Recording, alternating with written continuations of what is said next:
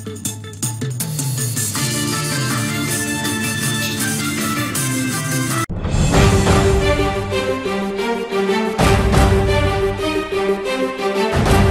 परिषदेसाठी आपल्या सर्वांचं स्वागत।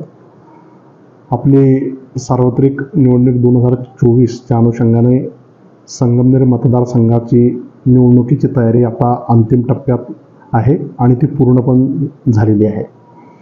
उद्या आपलं साहित्य वितरण भाऊसाहेब संतोजी थोरात क्रीडांगणावरून होणार आहे आणि 20 तारखेला साहित्य आपण तिथेच त्या ठिकाणी जमा पण करणार आहोत।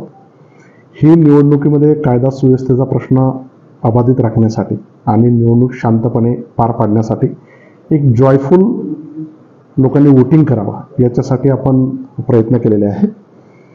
ज्या ज्या ठिकाणी आपल्याला थोडंसं सेन्सिटिव्ह वातावरण वाटतं आहे किंवा ज्या ठिकाणी मतदारांची संख्या 1000पेक्षा जास्त आहे, एकाच ठिकाणी 5 पोलिंग स्टेशन आहे किंवा त्यापेक्षा जास्त पोलिंग स्टेशन आहे, तर अशा सर्व ठिकाणी आपण 147 पोलिंग स्टेशनला आपण वेब कॅम लावलेले आहेत।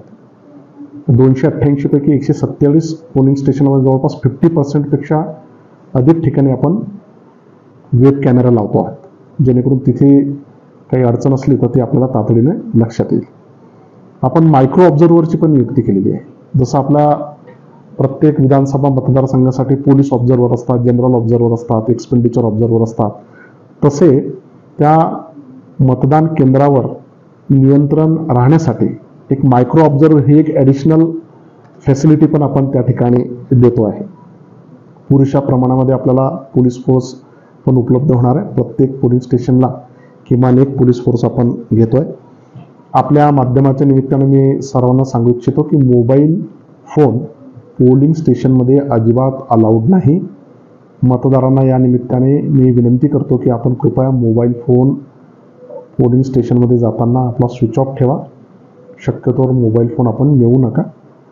याच्याशिवाय सगळ्या राजकीय पक्षाच्या पदाधिकाऱ्यांना, उमेदवारांना, त्यांच्या प्रतिनिधींना, पोलिंग एजंटला माझी विनंती आहे की आपण कोणीही मोबाईल फोन मतदान केंद्रामध्ये नेऊ नये, तशी आपणास परवानगी देण्यात येणार नाही। या निमित्तानं आणखी एक बाब मला प्रकर्षानं आपल्या मार्फत पोहोचावी वाटते की मतदान करताना, मतदान किंबहुना केल्यानंतर कुणीही त्या आवारामध्ये जास्त वेळ थांबू नका। येणाऱ्या मतदारांना योग्य संधी मिळावी याच्यासाठी ज्या लोकांचं मतदान झालेलं आहे त्यांनी ताबडतोब मतदान केंद्राच्या परिसरातून बाहेर जायला पाहिजे, अशी मी या ठिकाणी अपेक्षा व्यक्त करतो। 100 मीटरच्या परिसरामध्ये कुठलेही बॅनर, पोस्टर्स वगैरे चालणार नाही। 200 मीटरच्या परिसरामध्ये आपण काही रेस्ट्रिक्शन्स लावलेले आहेत, त्याचा स्वतंत्रपणे मी सर्व राजकीय पक्ष आणि सर्व उमेदवारांना स्वतंत्रपणे कळवलेलं आहे। लॉ अँड ऑर्डरच्या बाबतीमध्ये आपण आता सर्व पोलीस पाटलांना पण आदेश दिलेले आहेत की तुमच्या गावामध्ये जर काही कायदा सुव्यवस्थेचा प्रश्न निर्माण होत असल्यास तातडीनं ती माहिती मला मिळेल। त्या अनुषंगाने मी सर्वांना ऑर्डर्स पण काढलेले आहेत आणि प्रत्येक ठिकाणी आमचे निवडणूक विभागाचे व्यक्ती आहेत। कोणत्याही ठिकाणी फ्रीबीजचं वाटप चालू असेल, पैशांचं वाटप चालू असेल तर ते पण आम्हाला तातडीने कळणार आहे।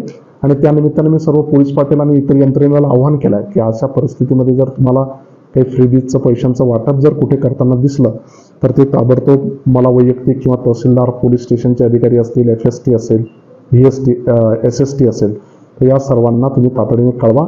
त्या सर्वांचे फोन नंबर्स पण मी त्या ग्रुपवर अलाहिदा ऑलरेडी कालच दिलेले आहेत। SST आणि FST म्हणजे फ्लाइंग स्क्वॉड आणि स्टॅटिक सर्व्हेलन्स टीम ज्या त्या आता आपण फुल स्विंगमध्ये आता कार्यरत झालेल्या आहेत।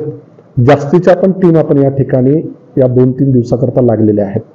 एक्साइज डिपार्टमेंटला दारूचा जो अवैध दारू आहे तर ती दारू कॉन्फिस्केट करण्यासाठी पण आवश्यक सूचना देण्यात आलेल्या आहेत। त्याच्यावर पण कठोरपणे कारवाई करण्यात येईल याची आपण दक्षता घेत आहोत। काउंटिंग 23 तारखेला असल्यामुळे काउंटिंगचं पण आपण जे ठिकाण आहे बॅडमिंटन हॉल, भाऊसाहेब संतोजी थोरात क्रीडांगण जे आहे त्या ठिकाणी आपण काउंटिंगचं प्रक्रिया पूर्ण करणार आहोत। 23 तारखेला जे काउंटिंग होणार आहे त्याची पण आपली तयारी या ठिकाणी पूर्ण झालेली आहे। निवडणूक विभाग या निमित्तानं पूर्णपणे तयार आहे। माझी मतदारांना विनंती आहे की जास्तीत जास्त संख्येने आपण बाहेर पडून जास्तीत जास्त आपण मतदान करावं. किमान आपल्या संगमनेर मतदारसंघाचं 85% मतदान झालं पाहिजे, या निमित्ताने मी अशी अपेक्षा व्यक्त करतो.